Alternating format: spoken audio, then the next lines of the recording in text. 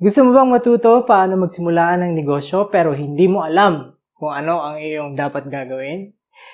Today, I'm going to share with you three things that you need to do in order to start your own business.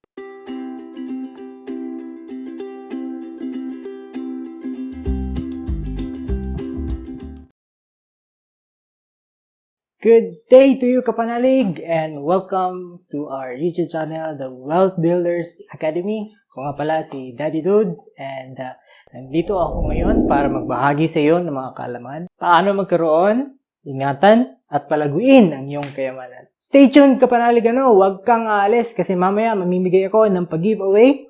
At yung pag-giveaway natin sa episode na ito ay 1 oras na libreng consultation ng inyong business idea. So, mamaya ipapaliwanag ko yung mechanics. So, dyan ka lang, huwag kang aalis. Watch until the end. So, yung unang kailangan mo upang magkaroon ka ng iyong sariling negosyo ay hindi kapital. Kasi yung problema kasi ng iba, iniisip nila, kailangan nila, para makapagsimula sila ng negosyo nila, ay magkaroon sila muna ng kapital. Kaya maraming hindi nakakapagsimula talaga kasi iniisip nila, wala silang pera para makapagnegosyo. Pero tandaan mo ito, kapatid, kapanalig, tandaan mo yan, hindi kapital ang una mong kailangan. Kung hindi, ang iyong business idea. Okay? Kasi kung maganda yung business idea mo, for sure, sinasabi ko sa'yo, yung kapital, kusa na lang yang lalapit sa'yo para yung business mo masisimulan mo na siya. So, kailangan yung ating business idea, maganda siya talaga.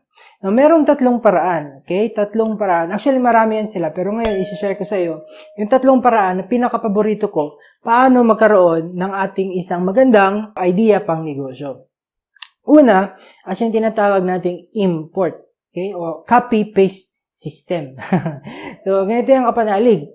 Kung meron ka nakita negosyo sa ibang lugar, na napuntahan mo, halimbawa, naglakbay ka o pumunta ka, nag-travel ka sa ibang bansa, tapos meron ka nakita negosyo, maganda yung ginagawa nila, pinipilahan. Baka, pwede ko itong dalhin sa amin. Yan, so copy, paste.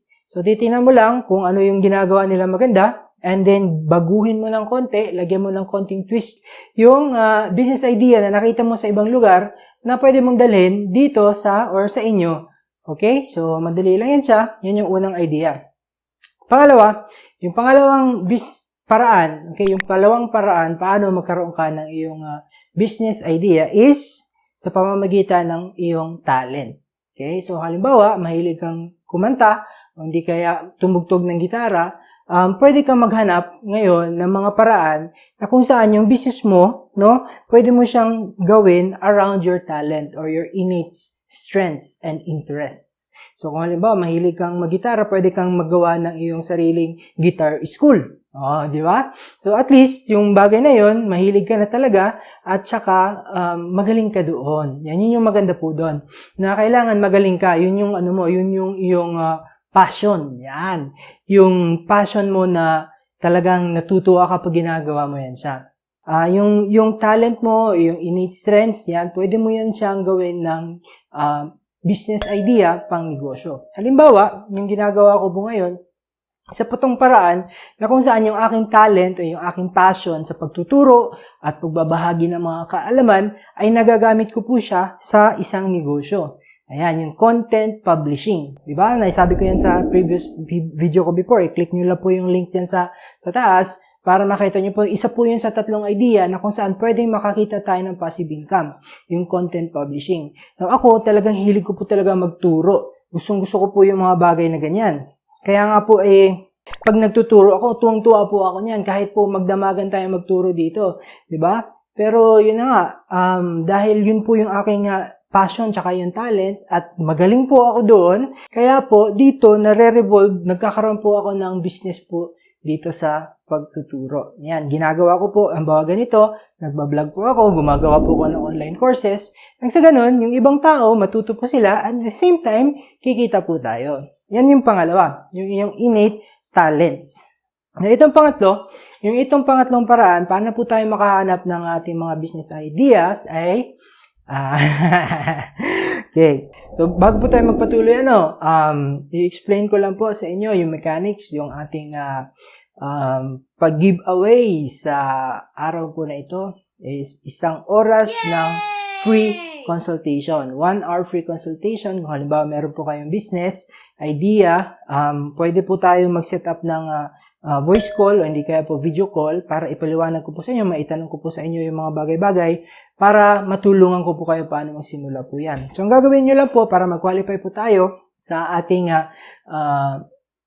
giveaway is magsulat po kayo ng comment sa baba. Isulat nyo po yung mga questions, yung inyong mga bagong natutunan at include nyo po yung ating hashtag which is startup business. Okay, include nyo po sa comment sa baba and then pipili po ako ng isang lucky winner every 100 comments. So pag dumating na po ng 200 comments po yan, kukuha na naman po ako ng isa pang lucky winner. And malalaman po natin yun, i-contact po namin kayo.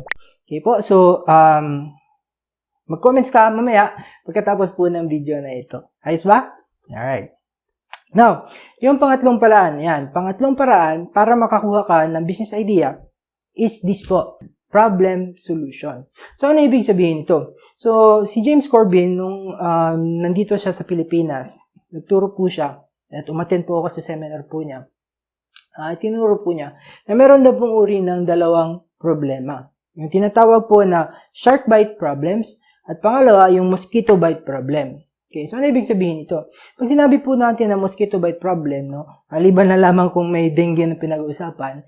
So, pag sinabi natin nakagatayan ng lamok, hindi po yun siya talagang emergency na kailangan mo nang itakbo sa ospital kaagad. Tama? Pero kung halimbawa na po, kung nakagat po tayo ng shark o yung pating, kung malaking-laki po yung kagat, kailangan na po natin itakbo sa ospital. Diba? O hindi, mamamatay po yung nakagat. At, malaking pinsala po yung mangyayari. So, ganun po yung sinasabi po niya. Sa mundo po ng negosyo, kailangan maintindihan po natin na ang pagnenegosyo ay ang pag-solve po ng problema ng ibang tao. Now, maraming mga problema at malalaman po natin na yung ibang problema mas malala kasi ibang mga problema.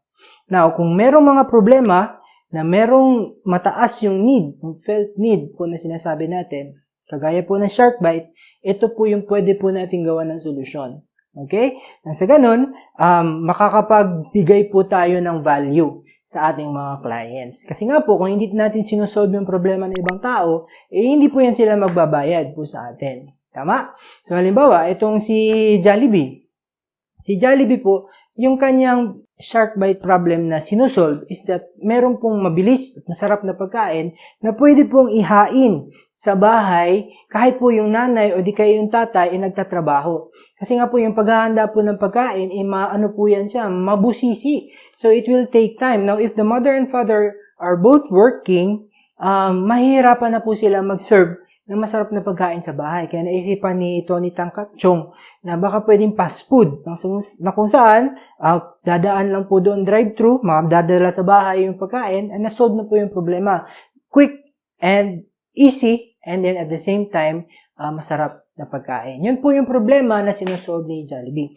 Now, ikaw po, kung magsisimula ka ng business, mahalaga na yung isusolve mong problema ay yung mga problema na mataas po yung felt need. Okay? So, ibig sabihin po, mag-ano po tayo? Mag-o-observe. Ayan. Yung aking pinaka-favorite po, yung aking pinaka-favorite na paraan para makakapag-come out po tayo ng mga shark bite problems o hindi kaya magkaroon po ng mga idea kung ano yung problema ng ibang tao, ay yung tinatawag po natin na brainstorming. Okay? Brainstorming. So, meron tayong mga kaibigan, mag-ano po tayo ng meeting mga 1 o 2 oras sa isang linggo.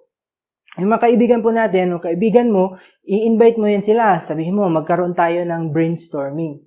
So, ang gagawin natin, ang gagawin po ninyo, mag-ano po kayo ng inyong mga problema sa buhay. Hindi yung mga, ano yung mga problema na na-observe ninyo, no, sa inyong pamayanan. So, halimbawa, nung isang brainstorming po na na-attendan ko po, yung isa sa mga lumabas na problema doon is yung traffic or yung parking. Okay? So, mahirap ngayon yung parking sa city namin kasi marami na mga sasakyan and then yung parking spaces, hindi po siya dumarami. So, isa sa mga possible na ideas na nakama po namin is valet service. So, pwede po yun, di ba? Kasi merong problema na sinusolve. Ayan. So, yung gagawin nyo lang, ilista nyo lang ng ilista yung mga ideas, kung ano yung mga problema na napapansin po ng bawat isa. And then, isa-isahin po yun, yung pwedeng po solusyon po doon, and then titingnan kung alin yung pwedeng kunan or gawan po ng negosyo. So maliwanag po yun. Yun po yung paraan para makahanap po tayo ng mga problema ng ibang mga tao. So yan po yung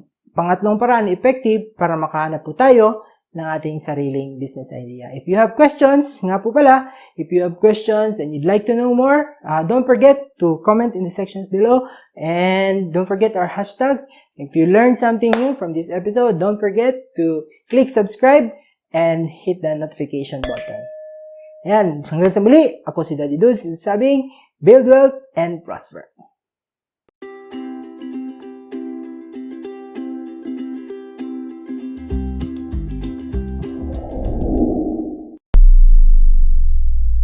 Vlogger na Jude!